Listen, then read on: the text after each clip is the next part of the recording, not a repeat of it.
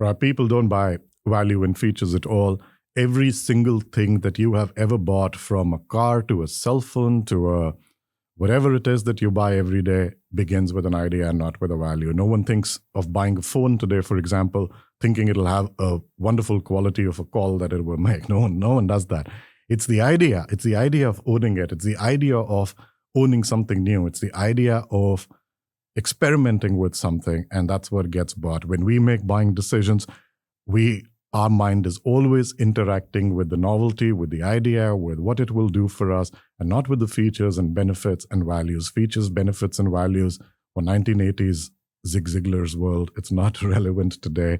It's about ideas. And it's not about any idea. Idea has to have a value built in, so it's about differentiated ideas, and that's what people really buy.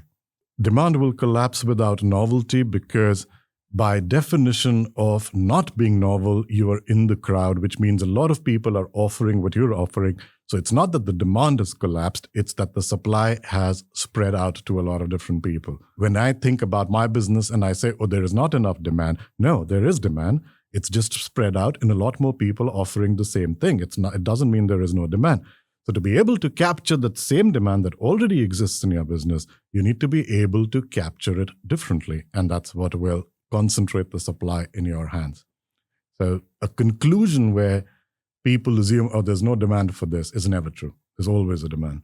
A single insight that can help you change your perception about growth and scale: don't invent desire, it already exists.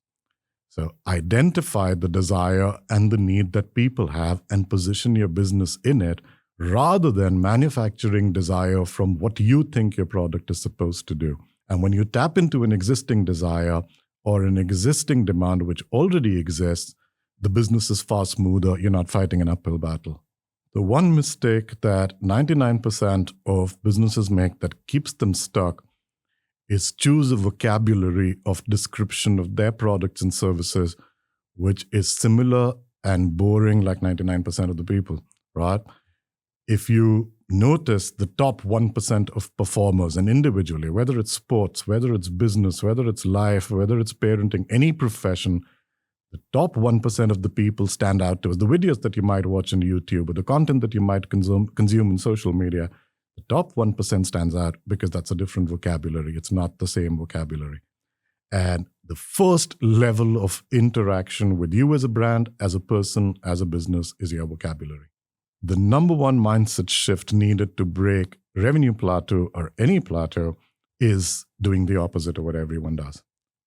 If there was one thing that you could do and you are completely devoid of imagination and ideas, even if you just do the opposite, you're ahead of 95% of the people.